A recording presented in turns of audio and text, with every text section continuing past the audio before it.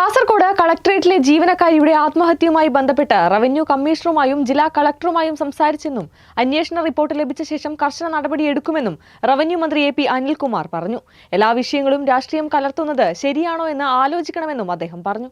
വിഷം കഴിച്ച 2 ദിവസത്തിന് ശേഷമാണ് ഉദ്യോഗസ്ഥ മരിച്ചത്. ആശുപത്രിയിൽ വെച്ച പോലീസിന് നൽകിയ മൊഴിയിൽ വീട്ടിലെയും ഓഫീസിലെയും മാനസിക സമ്മർദ്ദമാണ് കാരണമായി പറഞ്ഞിട്ടുള്ളത്. ആർക്കുമെതിരെയും പരാതിയില്ലെന്ന് വ്യക്തമാക്കിയിട്ടുണ്ടെന്നാണ് അറിയാൻ കഴിഞ്ഞത്.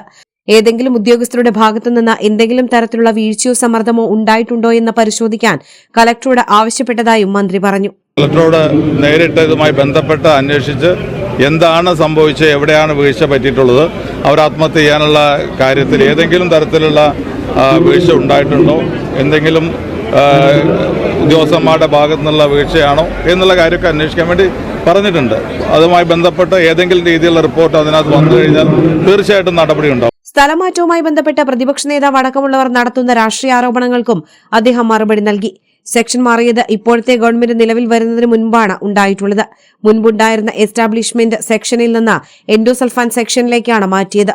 ജോലിഭാരം കുറഞ്ഞ സെക്ഷനാണിത്. കാര്യങ്ങൾ കൃത്യമായി അന്വേഷിക്കാതെ എല്ലാ വിഷയങ്ങളിലും രാഷ്ട്രീയ ആരോപണങ്ങൾ ഉന്നയിക്കുന്നത് ശരിയല്ലെന്നും അദ്ദേഹം കൂട്ടിച്ചേർത്തു.